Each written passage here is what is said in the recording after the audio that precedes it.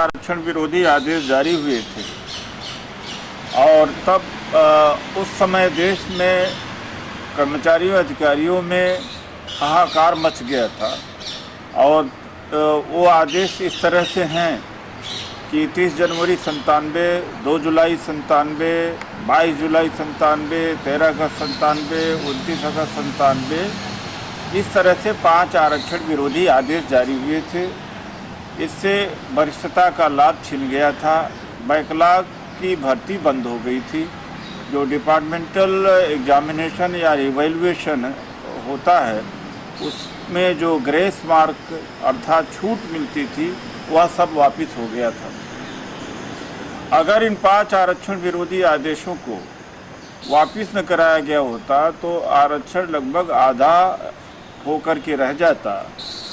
और इस पर तमाम विभागों के अंदर जब परेशानियां बढ़ी, जो तमाम विभागों के SC/ST के कर्मचारी के संगठन के नेता एक हुए और उस समय के अनुसूचित जाति आयोग के चेयरमैन श्री हनुमंतप्पा थे, तो एक मीटिंग रेल भवन में बुलाई गई और उस मीटिंग में इन सारी समस्याओं का के ऊपर चर्चा हुआ खूब खुल करके। लेकिन प्रश्न यह उठ गया था कि नेता कौन बने। नेता के चुनाव के ऊपर गतिरोध हुआ और जिसका समाधान दूसरे दिन अनुसूचित जाति आयोग के कार्यालय में हुआ और मुझे उसका राष्ट्रीय अध्यक्ष चुना गया। मुझे अर्थात मैं डॉक्टर उदित राज हूँ, अनुसूचित जाति जनजाति संगठनों का अखिल भारतीय परिषद का राष्ट्रीय अध्यक्ष हूँ। और अक्टूबर 97 में अनुसूचित जाति जनजाति परिषद की स्थापना हुई और हमने आह्वान दिया कि अब देश के कर्मचारियों अधिकारियों को सड़क पर उतरना है, न कि सेमिनार और छोटी छोटी सभाओं तक सीमित रखना या ज्ञापन तक सीमित रखना। उसके पहले काशीराम जी ने कर्मचारी अधिकारियों को इकट्ठा किया था, उनसे अपील किया था कि वो अपना सोच दें, टैलेंट दें और अपना पैसा दें, समय दें। लेकिन हमने सोचा कि उस तरह से इन 5 आरक्षण विरोधी आदेशों को वापस नहीं कराया जा सकता, अर्थात संघर्ष करना पड़ेगा सड़क पर उतर करके, जो कि पहले की ऐसी परंपरा नहीं थी। कर्मचारी अधिकारी सारे विभागों को इकट्ठा होकर के, सारे राज्यों को इकट्ठा होकर के दिल्ली की सड़कों पर कभी इकट्ठा नहीं हुए थे। लेकिन 26 नवंबर 1997 को प्रथम बार मेरे नेतृत्व में दिल्ली में जब हजारों हजार कर्मचारी इकट्ठा हुए फिरोज शाह कोटला मैदान में, तब मुझे एक नई अनुभूति की प्राप्ति हुई कि काश यह पहले भी किया जा सकता था, क्योंकि सामान्य वर्ग के जो कर्मचारी अधिकारी हैं, ट्रेड यूनियन हैं, वो भारत बंद का आह्वान करती रहती है और तरह के भी उनके संघर्ष हैं। लेकिन अनुसूचित जाति कर्मचारी अधिकारी इस तरह के संघर्ष के पहले कभी अभ्यस्त नहीं थे और उस दिन महसूस हुआ कि कर्मचारियों अधिकारियों बुद्धिजीवियों या जो आरक्षण समर्थक है, इनके माध्यम से एक बड़ा मजबूत आंदोलन चलाया जा सकता है देश में। 1998, 1999 और 2000 तक लगातार संघर्ष होता रहा और 11 दिसंबर 2000 को एक रैली का आयोजन किया गया रामलीला मैदान में और हमें नहीं पता था कि उसके एक सप्ताह पहले श्री रामविलास पासवान की रैली थी और 2 हफ्ता पहले श्री काशीराम। लेकिन अखबार वालों को ये पता लगा, बाद में हमें भी पता लगा और जिस तरह से मीडिया के लोग बात को बहुत बढ़ा चढ़ा करके प्रस्तुत करते हैं, उस समय भी यही हुआ और हेडिंग लगी कि दलितों में नायक बनने की होड़। उदित राज, उस समय मैं रामराज हुआ करता था, रामविलास पासवान और काशीराम। और जबकि हम बिल्कुल मंशा नहीं थी, हमें पता भी नहीं था कि उन लोगों की रैलियां भी रामलीला मैदान में प्रायोजित हैं। हालांकि 11 दिसंबर 2000 को जो हमारी रैली हुई वो काशीराम जी से भी और पासवान जी से भी बड़ी रैली हुई और मीडिया के लोगों को भी स्वीकार करना पड़ा कि यह रैली बड़ी रैलियों में से एक रैली रही। और उसके कुछ साल बाद में सर्वे भी किया गया और यह पता लगा कि जो हमने रैली किया था आज़ाद भारत में चुनिंदा रैलियों में से एक रैली थी। अब उसका असर यह पड़ा कि भारत के संविधान में 3 संशोधन संसद को करना पड़ा, 81वां, 82वां और 85वां संवैधानिक संशोधन, तब जाकर के आरक्षण विरोधी आदेश का प्रभाव को समाप्त किया जा सका और अतः आरक्षण को सुरक्षित किया जा सका। इसके बाद हमने बाबा साहब डॉक्टर अंबेडकर के बताए हुए मार्ग को पर चलने का लगातार प्रयास करते रहे और 4 नवंबर 2001 को लाखों लोगों के साथ में मैं बौद्ध धर्म की दीक्षा ली और एक सामाजिक परिवर्तन के क्षेत्र में बहुत बड़ा कदम था हमारा।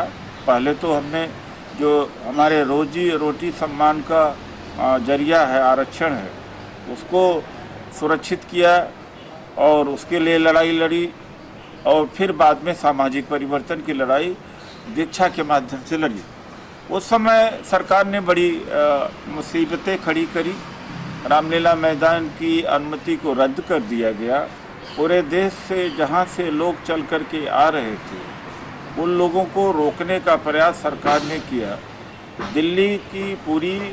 दिल्ली सरकार या पुलिस कमिश्नरी की पूरी पुलिस हमारे खिलाफ में लगा दी गई और जहां भी लोग बाहर के आकर के उतरते थे स्टेशन पर, बस अड्डे पर या अपने वाहनों से, पुलिस वहां पहुंच करके उन्हें डरवाने का और भगाने का काम करती थी। फिर भी डॉक्टर अंबेडकर भवन, रानी झांसी, नई दिल्ली में लाखों लोग दीक्षित हुए और एक सामाजिक परिवर्तन का कारवां आगे बढ़ा।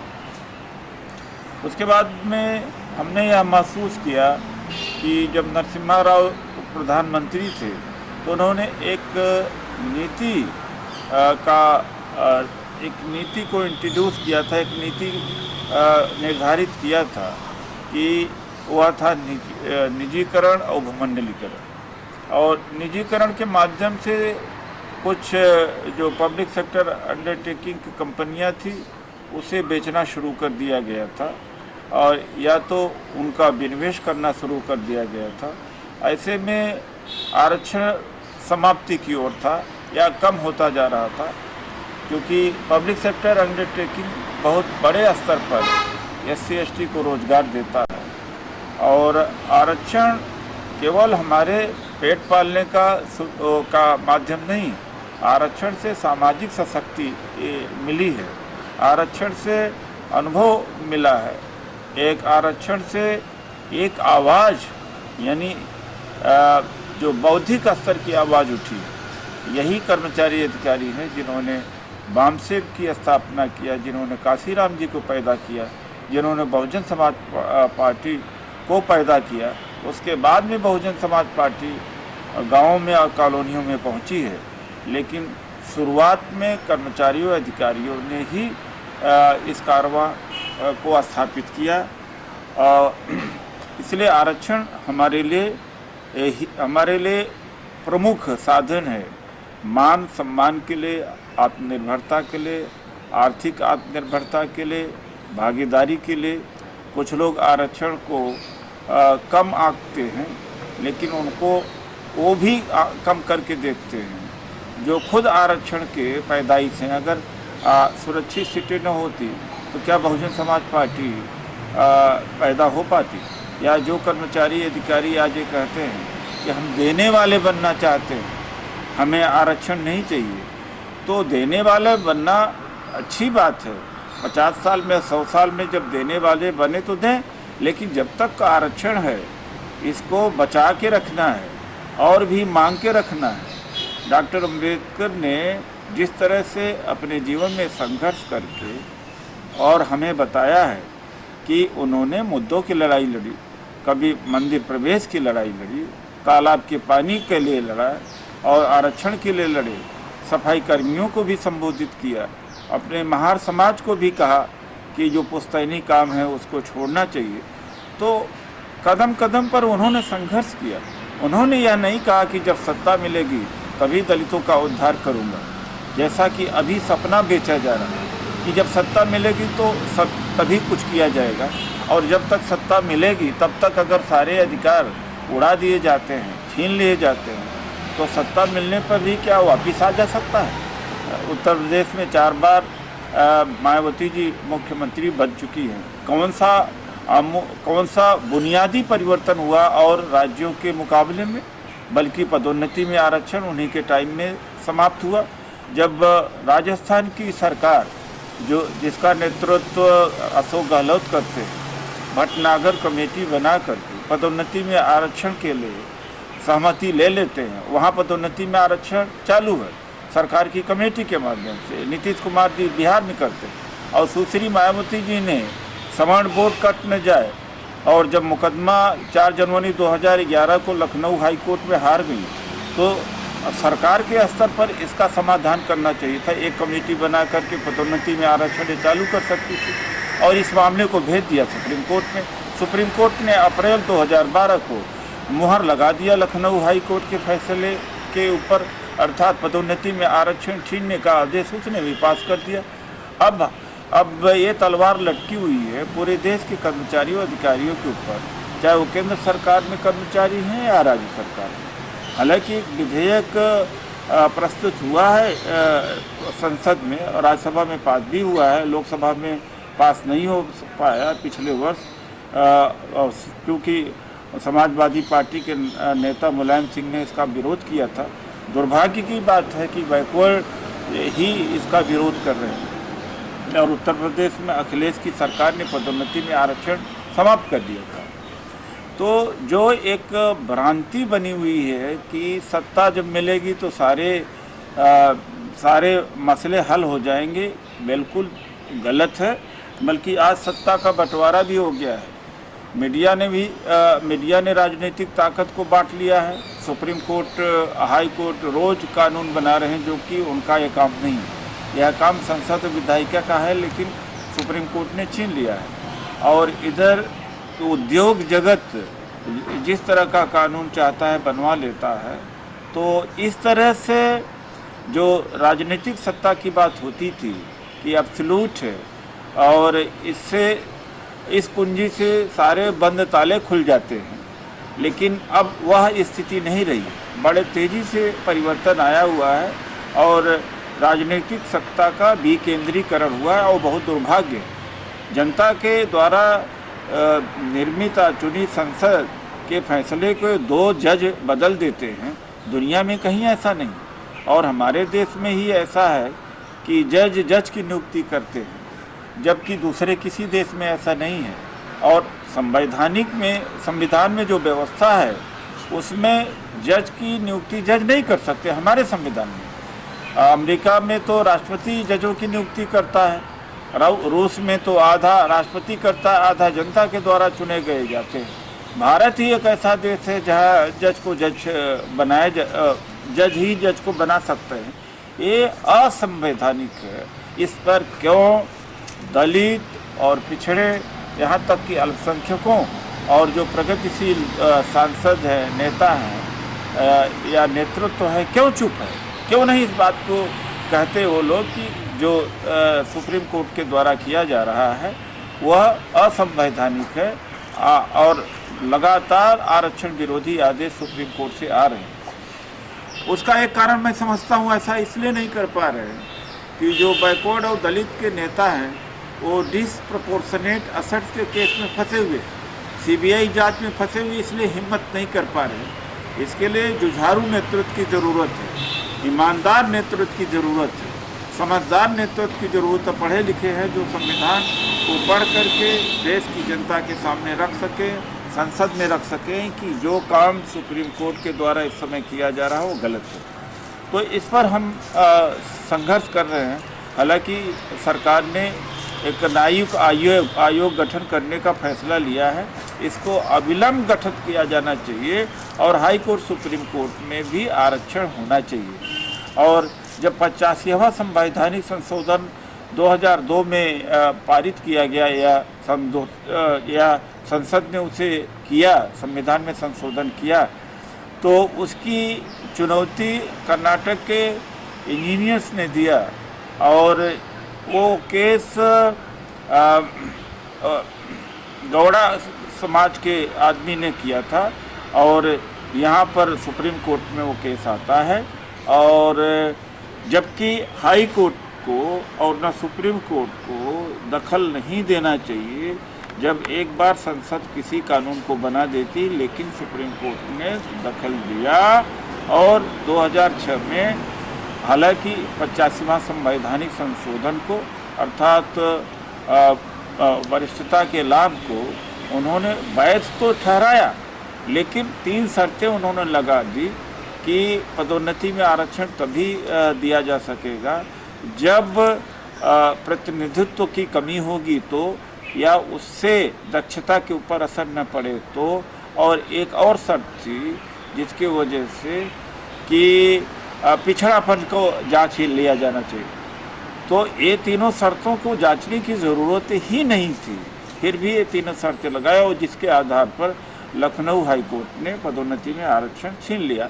हालांकि सरकार के पास में अधिकार था इसको दुरुस्त करने का। इसको भी 2006 में अनुसूचित जाति जनजाति परिषद ने संघर्ष करके लड़ा था। तो वर्तमान में हमारे सामने 2 बड़े मुद्दे हैं, पदोन्नति में आरक्षण का मुद्दा है और निजी क्षेत्र में आरक्षण का मुद्दा। निजी क्षेत्र में आरक्षण के मुद्दे को लेकर गत कई सालों से हम संघर्षरत हैं कि यह इस अधिकार को पाना बहुत ज़रूरी है। और जब मनमोहन सिंह जी की सरकार 2004 में बनी थी तो न्यूनतम साझा कार्यक्रम में निजी क्षेत्र में आरक्षण देने का वायदा भी किया गया था, लेकिन इस पर कोई आगे कारगुजारी नहीं हो पाई है। बल्कि सरकार ने श्री शरद पवार के नेतृत्व में मंत्रियों की कमेटी बनाई और मंत्रियों की कमेटी कई बार बैठक किया। अंत में संस्तुति के साथ में उस कमेटी ख़त्म कर दी गई और कमेटी की फाइंडिंग ये थी कि इसके लिए संवैधानिक संशोधन की आवश्यकता है। प्रधानमंत्री कार्यालय ने एक दूसरी कमेटी बनाई, कोऑर्डिनेशन कमेटी बनाई इसी संबंध में। वह 2006 में 2008 में department of industrial policy and promotion ने ग्रुप ऑफ ऑफिसर्स की एक कमेटी बनाई।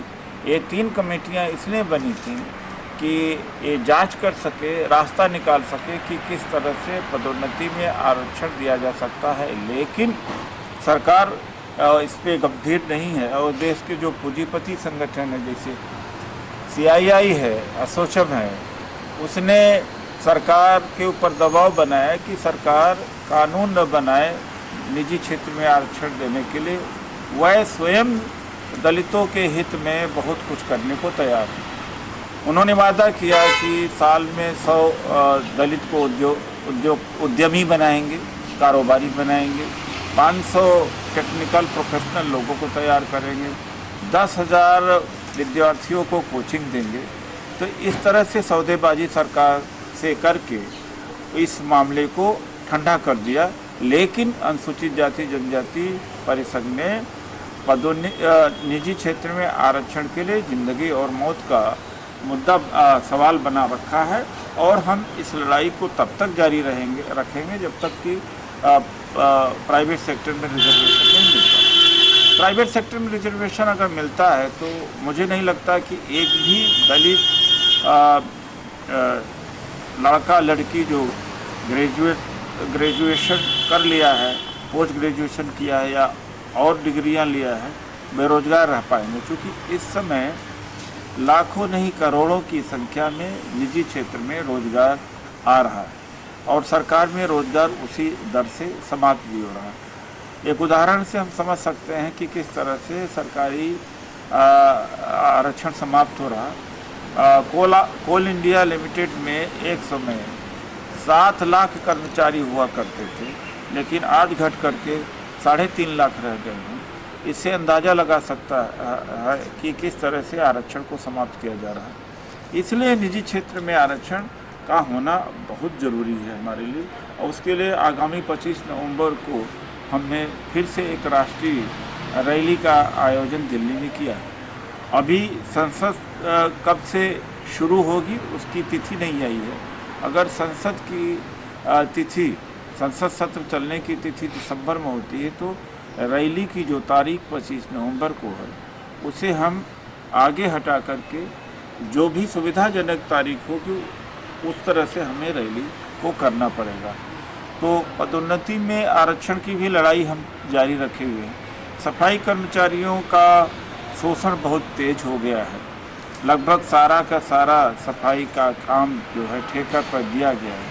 5 और 6 हज़ार रुपये प्रति माह के दर पर उनसे काम कराया जा रहा है। किस तरह से उनका गुजारा हो रहा है, किस तरह से बसर हो रहा है, इसी से समझा जा सकता है।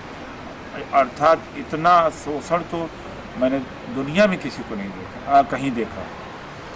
दूसरी बात है, हमारा यह भी मानना है कि जन्म के आधार पर या पेशे के आधार की पुश्तैनी पेशा है, किसी जाति को बाध्य नहीं करना चाहिए। सरकार को स्वयं आगे आना चाहिए कि वह पेशा करता रहे। क्या ज़रूरी है कि वाल्मीकि समाज ही दूसरे की टट्टी, पेशाब, गंदगी उठाने का ठेका ले रखा है? ये काम सबको किया जाना चाहिए। और जब सब करने लगेंगे तो देश निर्मल भी होगा, स्वच्छ भी ज़्यादा होगा, तो विदेशी लोग आएंगे और निवेश यहाँ बढ़ेगा। निवेश बढ़ेगा तो देश तरक्की करेगा। और लोग कहते नहीं हैं इस बात को, क्योंकि यह छुपा हुआ सत्य है कि यूरोप और अमेरिका के लोग किसी दूसरे देश में निवेश करना मुनासिब समझते हैं। उसका सबसे बड़ा कारण है कि इस देश में स्वच्छता का अभाव है। और स्वच्छता तब तक नहीं हो सकती है जब तक कि इस पेशे को जन्म के आधार पर या जाति के आधार पर रोका न जाए। तो यह एक आंदोलन हमने और चला रखा है। सफाई कर्मचारियों के संगठनों का परिषद जो श्री विनोद कुमार के नेतृत्व में चल रहा है, और हम एक विचार दे रहे हैं जो सफाई कर्मी हैं, एक उनके पास में सिद्धांत होना चाहिए, एक सोच होना चाहिए कि क्या जो दूसरे गरीब लोग हैं उनका क्या गुजारा नहीं हो पा रहा है। क्यों? जब अगर वो सफाई के काम में नहीं आते हैं, इसलिए वो सोच भी बदले, लड़ाई लड़े। जो लोग अभी सफाई के काम में लगे हुए हैं, मैं उनसे नहीं कह रहा हूँ कि छोड़ दें, बाध्य नहीं कर रहा। अगर छोड़ करके दूसरा कोई काम कर सके तो ज़्यादा अच्छा है। लेकिन आने वाली पीढ़ी जो पढ़ लिख रहे हैं, जो नहीं पढ़ रहे हैं, उनको पढ़ाया लिखाया जाए या ट्रेनिंग दिया जाए, उनको कम से कम जन्म के आधार के ऊपर या पैसे के आधार पर इस काम में के लिए बाध्य नहीं किया जाना चाहिए। तो उस मुद्दे को भी हम लोग अपनी रैली में उठाएंगे। और इस तरह से तमाम ऐसे संकट, ऐसी चुनौतियां दलित समाज के सामने 1997 के बाद में आती रही, जिसको समय पर हमारे परिसंघ ने ही उसका जवाब दिया है। बाकी संगठन ने क्या किया ये इतिहास इंसाफ करेगा। और मैं तो किसी से भी संवाद करने के लिए तैयार हूँ कि कोई भी दलित संगठन जो भी सामयिक मुद्दे आए, जो उस समय की चुनौतियाँ आईं, क्या उसका वो जवाब दे सके, क्या खतरे को वो भाप सके हैं। एक संगठन और है या कर्मचारियों में एक धारा और चल रही है, उनका यह कहना है कि हम समाज को तैयार करें। उनका कि मनुवादियों के खिलाफ में अच्छा से अच्छा भाषण देना, इतिहास को रटवाना, दोहराना और आर्य अनार्य के इतिहास को बताना, शोषक और शोषित की बात को चर्चा करना, पैसा लेना, चंदा लेना और दूसरे आंदोलन की धार को कुंद करना, अफवाह फैलाना, वो एक धारा चल रही है, उससे भी हमें बहुत नुकसान हुआ है। आज कम से कम इतने तो पढ़े लिखे लोग इस समाज में हैं पूरे देश में, जो फूले साहू, डॉक्टर अंबेडकर या सामाजिक न्याय की लड़ने वाले महापुरुषों की विचारधाराओं से ओतप्रोत हैं, जागृत हैं। उनमें से आधे लोगों को भी अगर इकट्ठा कर लिया जाए तो इस देश में बहुत बड़ी शक्ति के रूप में दलित सड़कों पे आ सकते हैं, तमाम सारे अधिकारों को ले सकते हैं। लेकिन बजाय इस काम को करने का, बजाय कि व्यवहार में उतरने का, सड़क पर उतरने का, मुद्दे की लड़ाई लड़ने का, लेकिन उनका काम यही हो गया है कि बंद कमरे में चर्चा करना और एक नेगेटिव प्रचार के माध्यम से ब्राह्मणवाद को केवल गाली देना और लोगों का साधन इकट्ठा करना और दूसरे आंदोलनों के खिलाफ में एक पृष्ठभूमि तैयार करना, यह ऐसा खतरनाक बात हो गई है जिसका पर्दाफाश होना बहुत ज़रूरी है। ब्राह्मणवाद के खिलाफ या जो इतिहास है उसे बताना जरूर चाहिए कि आर्य अनार्य के इतिहास है, उसे बताया जाना चाहिए। कैसे हम शोषित हुए, कैसे हमें अपने राजपाट से, अपने हिस्सेदारी से वंचित किया गया, उसके ऊपर हमारा कोई इतराज़ नहीं। लेकिन काशीराम जी के छोड़ जाने के बाद 1984 में काशीराम जी ने कर्मचारी आंदोलन को छोड़ा, संगठन को छोड़ा। वो तब से उसी रट को लगाए चले जा रहे हैं जो काशीराम जी ने पहले किया था। काशीराम जी ने तो बुद्धिमानी से किया था कि वो एक दौर था जहाँ भावनात्मक बातें करनी चाहिए थी। उन्होंने तिलक तराजू तलवार का नारा दिया, उससे दलित समाज जुटा क्योंकि ये भावनात्मक बात थी। तो भावनात्मक नारा उस समय तो सही था, लेकिन जब लोग जग गए तो उन्हें काम देना चाहिए, उन्हें संघर्ष में उतारना चाहिए, उन्हें उनमें नेतृत्व पैदा किया जाना चाहिए। और विभिन्न क्षेत्रों में काम की बहुत ज़रूरत है। आर्थिक क्षेत्र में, सामाजिक क्षेत्र में, धार्मिक क्षेत्र में। मान लीजिए वो राजनीतिक क्षेत्र में नहीं जा सकते और कर्मचारी अधिकारी राजनीति कर भी नहीं सकते, और हमारा जो परिसंघ है वो भी गैर राजनीतिक है और नॉन पॉलिटिकल है। लेकिन कुछ न कुछ व्यवहारिक काम करना चाहिए, समाज को बचाना चाहिए। मैं फिर से बाबा साहब के संघर्ष का नमूने को उद्धृत करता हूँ। बाबा साहब ने समय समय पर विभिन्न मुद्दों को उठाया। उन्होंने ये नहीं कहा कि जब सत्ता आएगी या सत्ता मिलेगी तभी हम स्वर्ग देंगे, तभी हम स्वाभिमान देंगे, अधिकार देंगे या तभी मिल सकेगा। ये इस तरह का सपना नहीं बेचा। ये सपना बेचना हुआ। कभी कभी सपना बेचा जाता है, सपना इसलिए दिखाया जाता है कि समाज इकट्ठा हो, लेकिन केवल सपना बेचना और एक तरफ अधिकार समाप्त हो रहा हो, आरक्षण समाप्त हो रहा हो, कर्मचारी अधिकारी प्रताड़ित हो रहे हैं, सस्पेंड हो रहे हैं, टर्मिनेट हो रहे हैं, बलात्कार हो रहा दलित समाज का, तमाम भूमि सुधार कानून नहीं लागू हो पाया, महंगाई मुद्दा है, भ्रष्टाचार मुद्दा है, भागीदारी की बात है, मीडिया में एक सीनियर जर्नलिस्ट नहीं है, इसकी बात उठनी चाहिए, फिल्म उद्योग में हमारी भागीदारी नहीं, उसके लिए संघर्ष किया जाना चाहिए। और कैसे दलित समाज उद्योग जगत में या मार्केट इकोनॉमी में प्रवेश कर सकता है, सरकार से वार्तालाप करके या देश के और पूंजीपतियों से चर्चा करके, आंदोलन चला करके उसमें भागीदारी सुनिश्चित करना चाहिए। ये सारे काम हो ही नहीं रहे।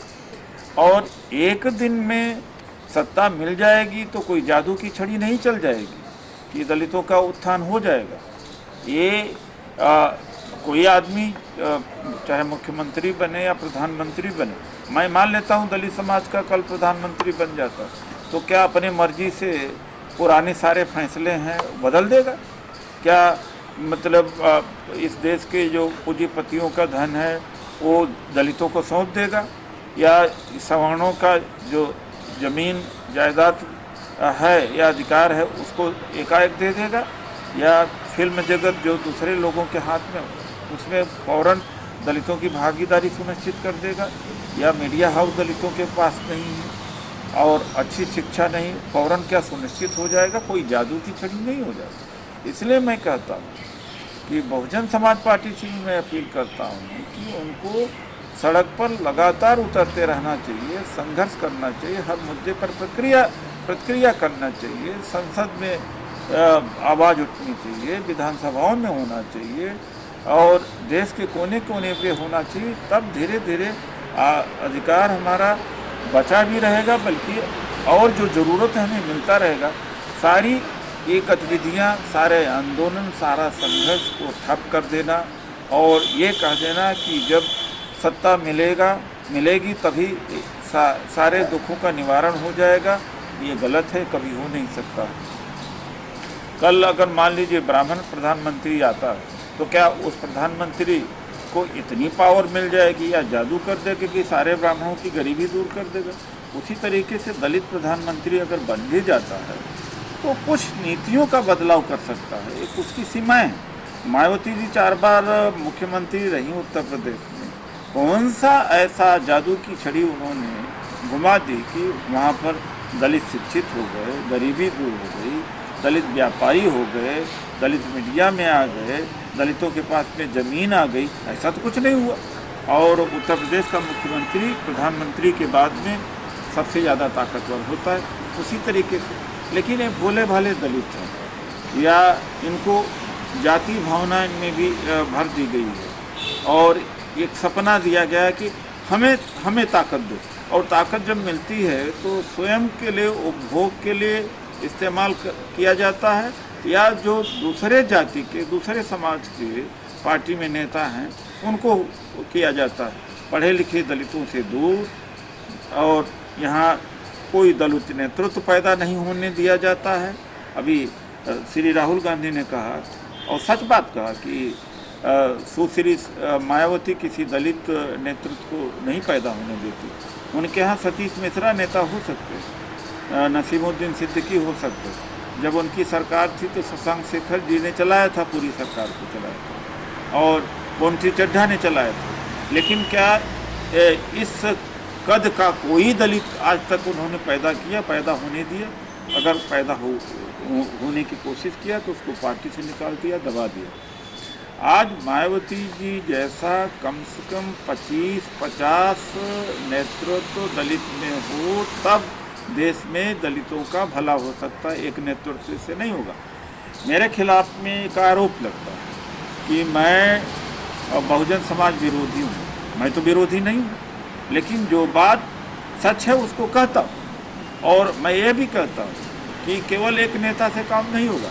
मुझे ये भी लोग कहते हैं कि अरे उदित राज को कांग्रेस ने और बीजेपी ने पैदा किया बहन जी को कमज़ोर करने के लिए। अरे मैं अभी मेरा एक छोटा सा नेतृत्व है या जो भी है, बल्कि इस तरह से सैकड़ों नेतृत्व होना चाहिए।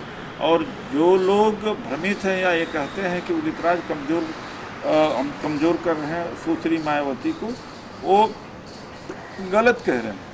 बल्कि सुश्री मायावती जैसे 25-50 नेता की आवश्यकता है। दलित समाज 25 करोड़ है इस देश के। लेकिन इस भ्रांति में, इस अफवाह में लोग फंस गए हैं, इसको यकीन भी करते हैं। मेरे बारे में यह भी कहा जाता है कि मैं कांग्रेस और बीजेपी का एजेंट हूँ। मैं कमिश्नर इनकम टैक्स के पोस्ट को छोड़ के आया हूँ। अगर मुझे पैसा कमाना होता है तो मैं वहाँ पैसा कमा सकता हूँ। एजेंट 2 चीज़ के लिए बना जाता है, पैसा के लिए या पावर के लिए। पैसे की जगह छोड़ के आया। पावर अगर बीजेपी कांग्रेस ने दिया होता, मिनिस्टर बनाया होता, जो भी कुछ किया होता, दिखाई पड़ता है। तो ये सब काल्पनिक बातें हैं, दुष्प्रचार है। और जितनी ईमानदारी से संघर्ष दलित समाज के लिए हमने किया है और रिजल्ट दिया है, कोई दूसरा अगर 15-16 साल में दिया है और सिद्ध कर दे तो मैं सामाजिक राजनीतिक जो जीवन है उससे मैं संन्यास लेने के लिए तैयार हूँ। कोई सिद्ध कर दे, मैं तो सिद्ध करने के लिए तैयार। जब अगस्त 2011 में अन्ना हजारे फास्ट कर रहे थे और अनशन कर रहे थे तो कहाँ गए थे दलित संगठनों नेतृत्व? सुश्री मायावती जी ने तो बल्कि एक तरफा समर्थन कर दिया था। हम ही थे, हमने कहा कि क्या गारंटी है कि लोकपाल कमेटी जो बनेगी वो दलितों को उत्पीड़ित नहीं करेगी, पिछड़ों के खिलाफ में चाहे एमएलए होंगे, एमपी हों, कर्मचारी अधिकारी, उनके पीछे पड़ जाएगी और उनको डरवा के रखा जाएगा। और लोकपाल को यदि सारी पावर दे दी जाती है कि सुप्रीम कोर्ट उसके अंदर, हाई कोर्ट उसके अंदर, और प्रधानमंत्री की भी जांच वो करे, संसद की भी वो जांच करे, सीबीआई भी उसके अधीन है, तो फिर संविधान कहाँ रह जाता है? जो बाबा साहब का बनाया हुआ संविधान है और जो चालित होता है जनता के द्वारा चुने हुए संसद के द्वारा, तो यहाँ तो लोकपाल कमेटी चलाए। और ये जो गरीबों की और दलितों की, पिछड़ों की, महिलाओं की आवाज़ है, अल्पसंख्यकों की, वो तो लोकपाल कमेटी के द्वारा दबा दी जाएगी। इसीलिए हमने इसका विरोध किया, बहुजन लोकपाल बिल बनाया, बहुजन लोकपाल बिल को संसद की स्थायी समिति के सामने पेश किया और पेश करके हमने मांग किया कि लोकपाल के दायरे में एनजीओ का भ्रष्टाचार, पूंजीपतियों का भ्रष्टाचार और मीडिया का भी आना चाहिए, और इसके साथ साथ में इसमें आरक्षण भी होना चाहिए। और इत्तेफाक की बात है कि जब इसका एक कार्रवाई समाप्त हुई और संसद में जब लोकपाल बनने के ऊपर चर्चा हुई, तो सबसे पहले इसी के ऊपर एक सहमति बन गई कि आरक्षण होगा। और जब से आरक्षण लोकपाल में होगा बात आई, तब से अन्ना हजारे और जो लोग जन लोकपाल बिल के लिए संघर्ष कर रहे हैं उनकी रुचि समाप्त हो गई। वो तो कहेंगे तो नहीं आरक्षण विरोधी हैं, लेकिन लोकपाल कमेटी जब भी बनेगी इसमें आरक्षण हो के रहेगा। इसकी लड़ाई हमने लड़ी। कहाँ गई थी सुश्री मायावती जी, कहाँ गए थे और नेता लोग? केवल सैद्धांतिक बात करते हैं। तो 15-16 साल से जितना रिजल्ट हमने दिया है समाज को, उतना किसी ने नहीं दिया है। और कोई भी समाज एक दिन में तरक्की नहीं करता, 5 दिन में नहीं करता, सदियों बीत जाते हैं, 20-20, 25-25 साल लगता है। दिन प्रतिदिन के हिसाब से, समय के हिसाब से, मुद्दे के हिसाब से संघर्ष लगातार जारी रहेगा, तभी सशक्तिकरण हो सकता है, वरना सशक्तिकरण नहीं हो सकता। तो जैसे 2006 में जब उच्च शिक्षण संस्थानों में आरक्षण पिछड़े वर्ग के लोगों को दिया गया, तो उस लड़ाई को हमने लड़ा। पिछड़े वर्ग के नेता चाहे श्री लालू प्रसाद हों, मुलायम सिंह दिखाई नहीं पड़े, तो पिछड़ों की भी लड़ाई। और दलित मुस्लिम सबसे बड़ी रैली हमने ही कराई है और उससे बड़ी कोई रैली नहीं हो पाई है। और वो दलित मुसलमानों के लिए भी हमने आरक्षण की मांग किया कि 27% का जो आरक्षण है उसमें उनका जितना हक बनता है दे दिया जाए। अब वर्तमान में अति पिछड़ों को उनका हक मिलना चाहिए, उसके लिए संघर्ष कर रहे हैं हम। जो 27% का आरक्षण है जितना मुसलमानों को बनता है उनको दे दिया जाना चाहिए, जितना अति पिछड़ों का बनता है उसे दे दिया जाना चाहिए। जैसे बिहार में कर्पूरी ठाकुर जी ने लागू किया था, 12% आरक्षण अति पिछड़ों को, 8% फॉरवर्ड पिछड़ों को है और 1% वहाँ के गरीबों का है, 3% महिलाओं का है। तो कर्पूरी फार्मूले के आधार पर जो पिछड़ा वर्ग का आरक्षण है वो पूरे देश में लागू किया जाना चाहिए, ये हमारे परिसंघ की मांग है। तो परिसंघ ने 15-16 साल में हमेशा चुनौतियों का सामना किया। जब भी चाहे मनुवादी ताकतें हों, इस देश की पूंजीवादी ताकतें हों, या सवर्ण समाज के द्वारा या हाई कोर्ट, सुप्रीम कोर्ट के द्वारा हमला हुआ, उस हमले को रोका। और उसी साथ साथ जो अधिकार और भागीदारी होनी चाहिए विभिन्न क्षेत्रों में, उसके लिए लड़ाई भी हम लड़ते रहे। ऐसी ही बात नहीं है, हमने संयुक्त राष्ट्र संघ में भी भागीदारी की बात उठाई। तो हम हर क्षेत्र में भागीदारी चाहते हैं, हम तो सेना में भी भागीदारी चाहते हैं। तो अनुसूचित जाति जनजाति परिसंघ आह्वान करता है कि पूरे देश के जो आरक्षण समर्थक दलित आदिवासी गरीब आगामी 25 नवंबर की रैली में भारी से भारी संख्या में आए। मान लीजिए 25 नवंबर की डेट नहीं अगर आगे बढ़ाई दी जाती है तो वो इतना सावधानी बरतें कि वो जानकारी करके ही आएँ। ये नहीं कि 25 नवंबर को आ ही जाएं। और हमसे बात भी कर सकते हैं। हमारा जो नंबर है 9899382211 है। और हमारा जो मेल है dr.uditraj@gmail.com। इस पर सूचना ले सकते हैं। और भी माध्यम हो सकते हैं जिसके माध्यम से वो जानकारी लेते रहें। और जिन साथियों के तक ये आवाज़ हमारी पहुंचती है इस हमारे छोटे से व्याख्यान के माध्यम से या सोशल मीडिया के माध्यम से, मैं उनसे आग्रह करता हूं कि वो हमसे संपर्क में रहें और फ़ौरन संपर्क करें।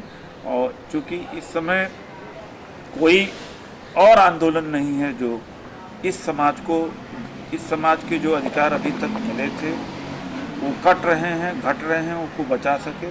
और आगे जो भागीदारी हमें चाहिए, निजी क्षेत्र में चाहिए, मीडिया में चाहिए, न्यायपालिका में, उसके लिए कोई दूसरा नेतृत्व संगठन है। तो हम कोई सपना बेचने का काम नहीं करते हैं, हम यथार्थ की लड़ाई लड़ते हैं। हम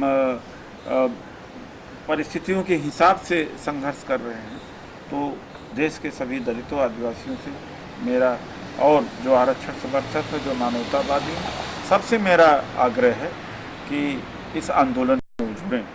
इन्हीं शब्दों के साथ बात को यहीं समाप्त करता हूं और मैं धन्यवाद देता हूं।